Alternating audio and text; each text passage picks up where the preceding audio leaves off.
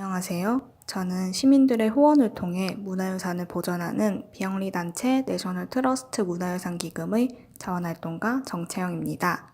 이곳은 미술사학자이자 제4대 국립중앙박물관의 관장을 지낸 해곡 최순우 선생이 사셨던 옛집입니다. 최순우 선생은 우리 문화의 아름다움을 찾고 알리기 위해 노력한 분으로 오늘날까지도 많은 사람들에게 읽히고 있는 무량수전 배울림 기둥의 기대서서의 저자이기도 합니다.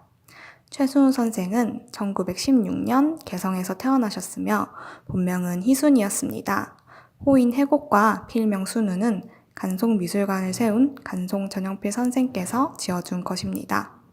최순우 선생은 어린 시절에 문학에 관심을 가진 학생으로 문예반 활동을 하면서 동아일보의 동시밤과 버들강아지를 발표하기도 했습니다.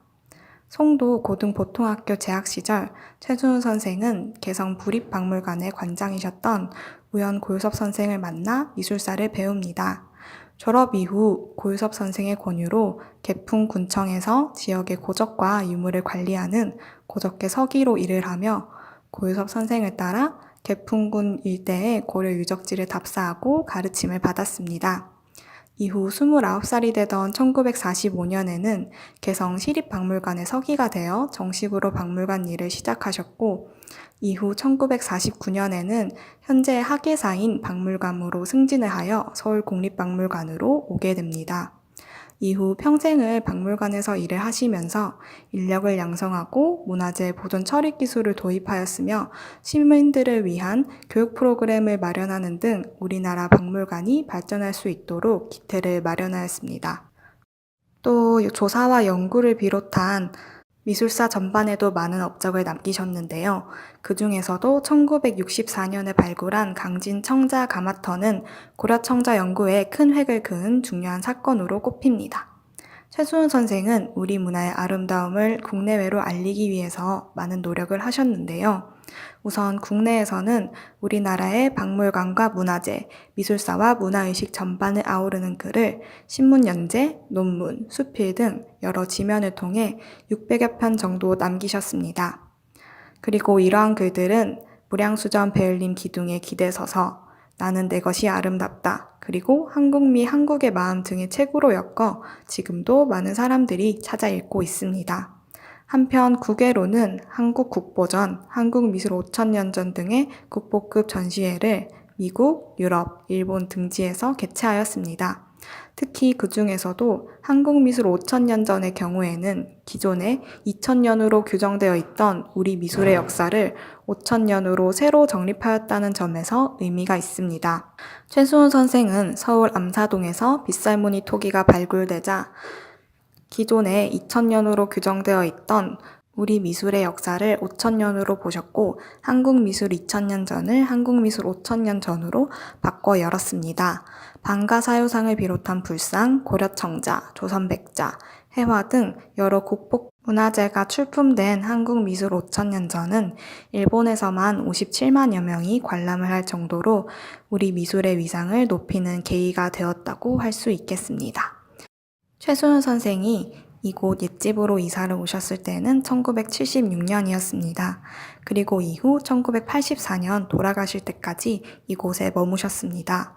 처음 선생이 서울에 오셨을 때에는 당시 국립박물관이 있던 경복궁 관사에서 생활을 시작하셨습니다. 이후 삼청동과 현 청와대 부근인 궁정동에서 10년 넘게 생활을 하셨다가 청와대 경호 강화를 이유로 궁정동 집이 수용되면서 이곳 옛집으로 이사 오게 되었습니다. 이 집은 1930년대에 지어진 근대 한옥으로 기역자형의 안채와 니은자형의 바깥채가 맞물린 튼 미음자형 구조로 이루어져 있습니다. 안채의 경우에는 선생이 생활하고 글을 쓰던 사랑방, 부인이 쓰던 안방, 따님이 쓰던 건넌방이 있으며 안방과 건넌방 사이에 대청마루가 있습니다. 부엌은 본래 사랑방과 안방 사이에 있었으나 선생님이 이사로 오시면서 대청마루 뒤쪽으로 옮겨 안방을 넓혔습니다. 그리고 보일러를 설치하여 서양식으로 난방을 하였습니다. 우선 사랑방의 경우에는 선생님과 교류를 하셨던 박수근, 김한기 선생님의 작품들이 걸려 있습니다. 또 선생님이 즐겨 수집을 하셨던 수석이나 백자, 벼루, 전통 목가구들이 놓여 있기도 합니다. 최순우 선생은 이 옛집에 미랏빛 장판을 깔고 즐겨 수집하던 수석이나 벼루, 전통 목가구들을 놓아 조선시대의 선비의 집과 같은 분위기를 연출하였습니다. 이렇게 선생이 안목이 깃든 이곳에 많은 문학계, 박물관계 사람들이 모여 교류를 했다고 합니다. 또 문 위에는 추사 김정희의 글씨로 매죽 수선제라는 편액이 걸려 있습니다.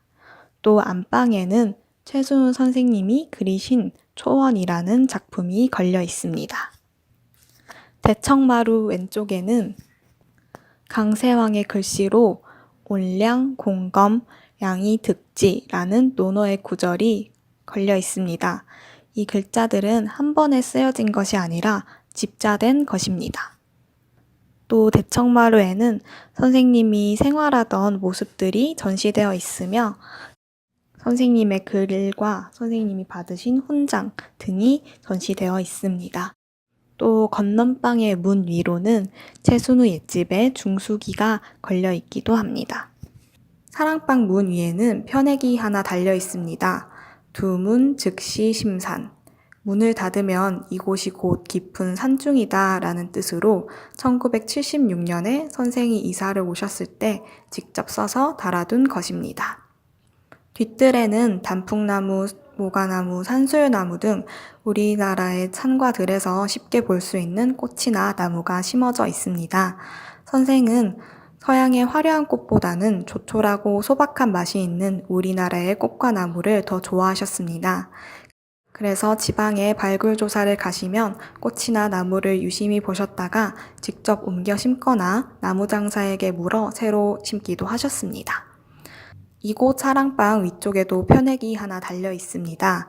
나도 잠잘수 집당, 오수당, 즉 낮잠 자는 집이라는 뜻인데요. 이 글씨는 단원 김홍도의 것으로 국립중앙박물관의 소장품인 단원 유목첩에서 최순우 선생님이 이 글씨를 찾으셨고 마음에 들어 편액으로 만드셨다고 합니다. 그리고 본인의 벼로 또한 낮잠 자는 노인이라는 뜻의 오수노인이라고 지었다고 합니다. 최순우 옛집의 창살은 한자 쓸 용자의 모양을 본따 만든 용자 창살입니다. 최순우 선생은 이 용자 창살이 가장 정갈하고 미래가 아름답다고 생각을 하셔서 이 용자 창살에 대한 글을 남기기도 하셨습니다. 최순우 옛집의 대청마루는 우물마루입니다. 우물마루는 깔린 마루의 모습이 한자 우물정자와 같다고 해서 붙여진 이름입니다. 이 우물마루는 한국에서만 나타나는 고유한 마루깔기 유형으로 사계절이 뚜렷하고 건조와 수축이 심한 한국 기후에 적합합니다. 주변을 둘러보시면 빌라들이 들어서 있습니다. 본래는 다 한옥이 있던 자리입니다. 선생이 1984년에 돌아가신 이후에 부인과 따님 가족께서 이곳에 계속 머무시다가 2002년에 이사를 가게 되었습니다. 소식을 들은 이화여대 김홍남 교수의 주도로 기업과 시민의 후원을 통해서 매입하였습니다. 그리고 훼손된 부분들을 보수하고 선생님이 계셨을 때의 모습으로 복원하여서 2004년부터 일반에 개방하고 있습니다. 이렇게 시민들의 자발적인 모금이나 기부, 증여를 통해서 보존 가치가 있는 문화유산과 자연유산을 영구히 보존하는 운동을 내셔널 트러스트 운동이라고 합니다. 내셔널 트러스트 운동은 1895년 영국에서 시작되었으며 우리나라에서는 1990년대에 그린벨트 해제 반대 운동을 계기로 공론화되었습니다. 최순우 옛집을 출연 자산으로 하여 저희 단체가 설립된 이후 우리나라에서도 본격적으로 내셔널 트러스트 운동이 시작되었습니다.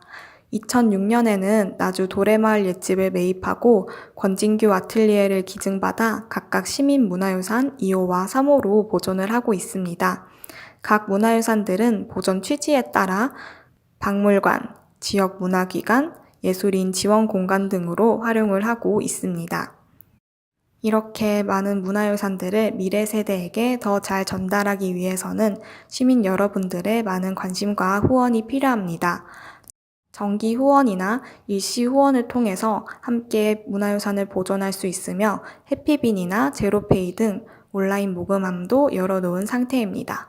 또는 자원활동이나 재능 기부를 통해서도 함께 문화유산을 가꿔 나갈 수 있습니다.